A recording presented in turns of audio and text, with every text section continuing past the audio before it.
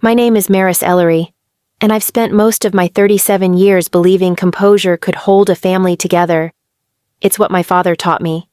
Don't raise your voice. Don't let anyone see the cracks. But that morning in Savannah, even the river seemed to disagree. Fog pressed low against the water, curling around the black umbrellas that dotted the bank.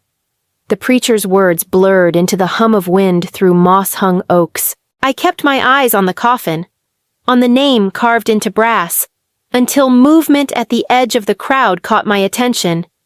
Clara, my sister 34, impulsive, all fire where I was glass, was walking away from the mourners. Her heels clicked once on the stone path, then disappeared into the wet grass. In her hands she carried a small wooden box, wrapped in a strip of white cloth torn at the edge. Clara, I called, but she didn't turn. The air smelled of rain and river mud. When she reached the waterline, she whispered something I couldn't catch, then threw the box into the current. It hit with a sound softer than I expected, like breath leaving a body. I ran, shoes sinking deep in the muck. "What are you doing?" Clara looked over her shoulder, eyes bright with tears. He doesn't get to hide her anymore. The box bobbed once, twice. Then, against the slap of water and wind, came a sound, a whimper. Faint, but alive enough to split the world open. I stepped into the shallows, grabbed the drifting wood, and pulled it close. My hands shook as I pried at the lid. Inside lay a baby's hospital bracelet, the metal dulled with age. Lila Ellery, 1986. My birth year. Behind me. Clara was already walking away, a week before the funeral. The air in my father's study had felt heavier than the oak furniture crowding it. The curtains were drawn, muting Savannah's sunlight into a dim amber. We sat in a triangle, Clara, our mother Irene, and me, while the lawyer adjusted his glasses and unfolded a cream envelope. He read in that careful tone lawyers use when language is meant to sound merciful. The Ellery estate, the coastal house, the accounts, and all associated assets were to pass solely to Maris Ellery. My name. I heard the faintest exhale from Clara, sharp and quick, like a match dying before it caught. She sat very still, jaw set, her black dress wrinkling at the knees. When the lawyer cleared his throat again, he added, "Miss Clara Ellery is to receive an item specified by Mr. Ellery himself." He opened a smaller envelope and slid a silver key across the desk. "Per your father's instructions." Clara didn't touch it. "That's it," the lawyer nodded, my mother's hands folded in her lap. Never moved. When it was over, Clara stood and left without a word. I gathered the key before she could. It was light, cold, its bow engraved with the faint outline of our family crest, a crane in flight. I turned it over in my palm, feeling more confused than victorious. That night, I went to my father's office alone. The scent of cigar smoke still lingered in the books. His desk, polished mahogany, corners worn from years of elbows and ink, stood locked. But the key slid in smoothly. The drawer opened with a sigh. Inside, only dust and a square indentation, pale against the darker wood as if something had rested there for decades. About the size of a wooden box. The air felt colder than before. I closed the drawer, relocked it, and slipped the key into my pocket. In families like ours, silence was inheritance. Too, the cloth that had once wrapped the wooden box was still damp when I laid it across my kitchen table. Rainwater had blurred the ink on the corner, but not enough to hide what was inside. Folded within were 3 items, a stack of thin letters, a hospital discharge form, stamped Savannah Memorial, and a Polaroid photograph of a baby wrapped in a pale blue blanket. In the corner, written in my father's steady hand, subject E3. The photograph was faded, but the eyes gray. Unblinking were unmistakably ours. A girl, not more than a few days old. Her face pressed to a nurse's shoulder. Someone had drawn a faint circle around her wrist in pencil. I sat there until the air turned cool and the light shifted across the floorboards. Then I reached for the one thing my father had never meant anyone else to open, his ledger book. It had been tucked in the back of the filing cabinet, disguised as an expense record for his shipping company. The handwriting was crisp and meticulous, his private language of numbers and discretion. But halfway down a page marked 1987, a new column appeared unlike the others, under the heading Disbursements. He had written, Care Facility Brunswick. Each month carried the same entry, $500, always in his hand, always accompanied by the initials E3. I flipped through the rest of the pages, faster now, until the year changed and the payment stopped.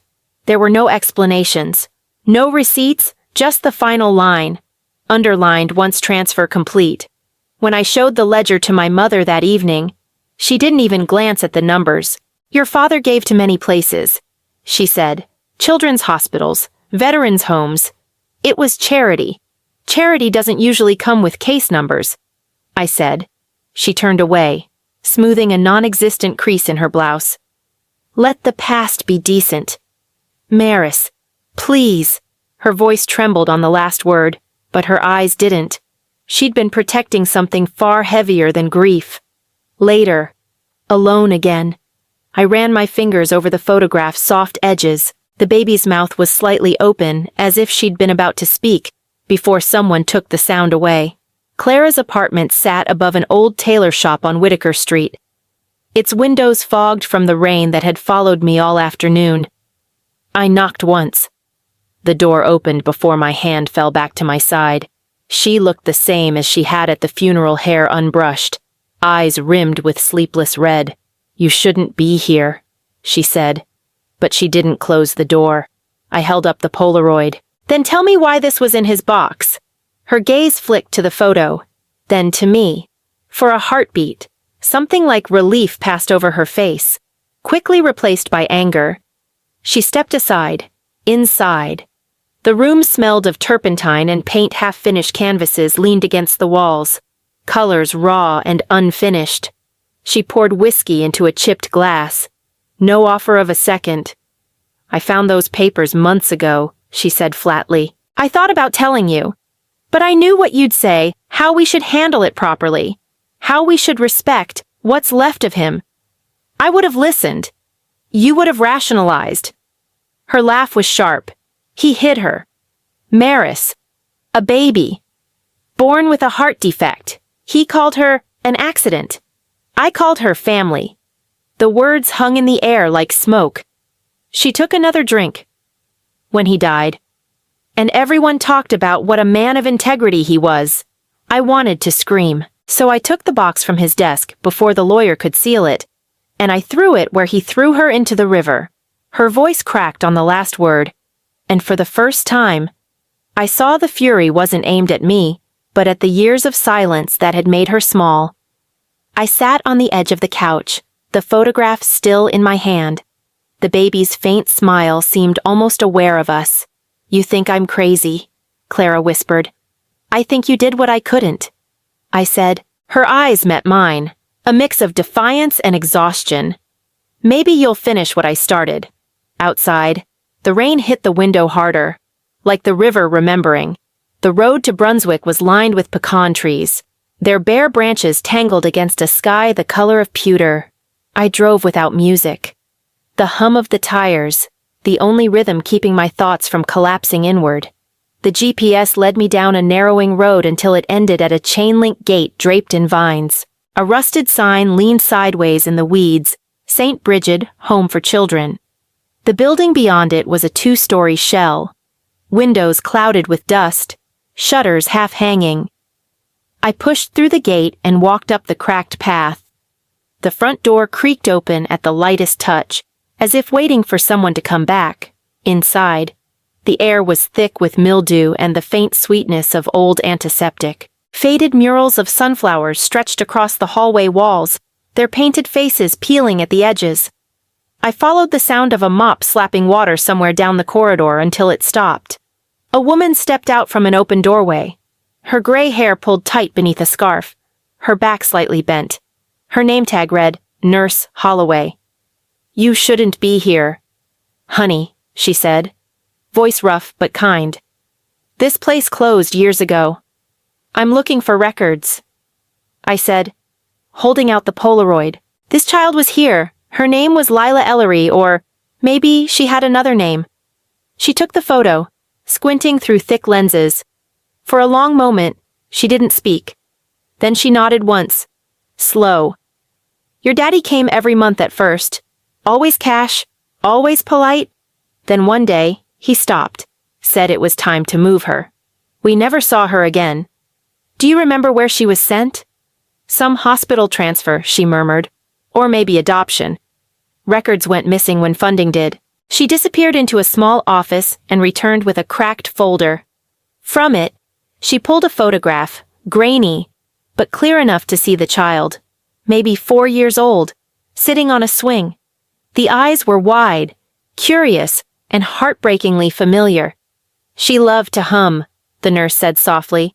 "Didn't talk much, but she'd hum to herself. Sweet little thing." I held the photo close. The resemblance was impossible to ignore. Clara's exact eyes, steady and bright against the fading paper.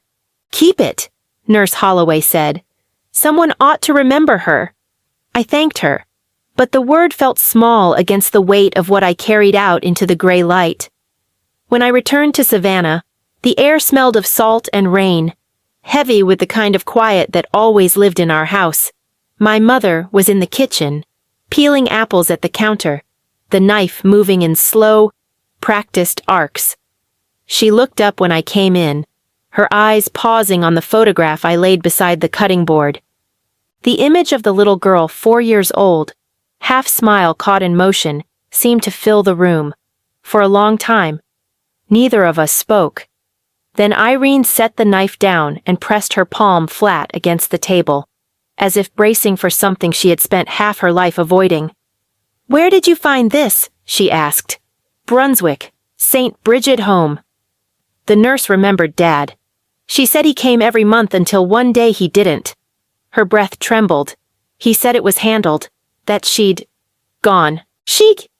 My mother's throat worked around the word before it came. "Lila." That's what I called her. She looked past me, out the window where the camellias bent under the drizzle.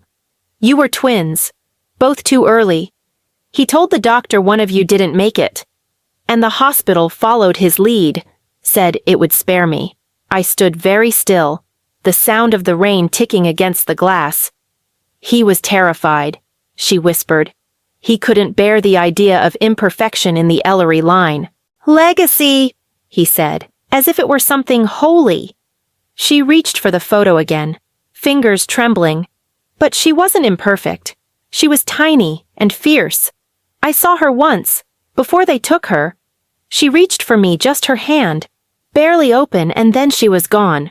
Her voice broke then, soft as the rain outside. I should have gone after her. I should have made him stop. I moved closer, but she didn't look up. The distance between us was a lifetime long, and I felt every year of it pressing against my chest. "She would have had your laugh," she said finally, eyes wet but steady. "That's the part that haunts me." The apple peel coiled on the counter like a ribbon, unbroken and red against the pale wood. The letters had been folded so tightly that the paper wore a permanent crease, like a scar. I flattened each one against the dining table, reading the same careful sentences, donations, appointments, the polite language of avoidance, until an envelope stuck to the damp cloth gave way under my thumb. Something small slid free and clicked against the wood. A flash drive, black, unmarked, ordinary enough to hide in plain sight. I carried it to my desk. The house was quiet except for the rain feathering against the window and the faint throb of traffic over the bridge. When the laptop recognized the device, a single file appeared. Ellery voice, final, wave. I pressed play. At first nothing. Then the shuffle of paper, a breath, the scrape of a chair leg. My father's voice arrived the way a storm does low, then filling every space. "If you're listening," he said, "it means I failed to bring her home." I didn't realize I'd leaned forward until my ribs pressed the desk's edge. I told myself there would be time. he went on.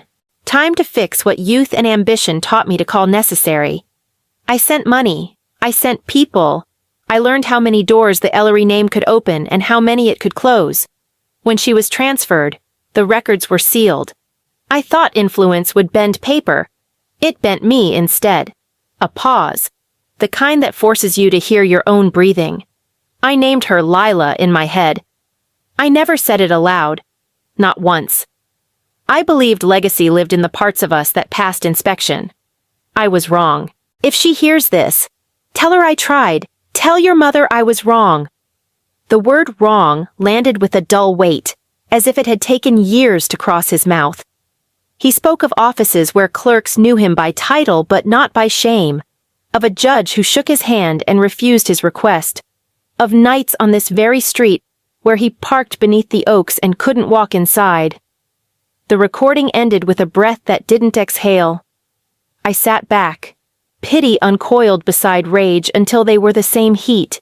I copied the file to my hard drive, then to the cloud, then to a small card I kept for emergencies. I printed a transcript and slid it under the ledger. By morning, I would need a lawyer.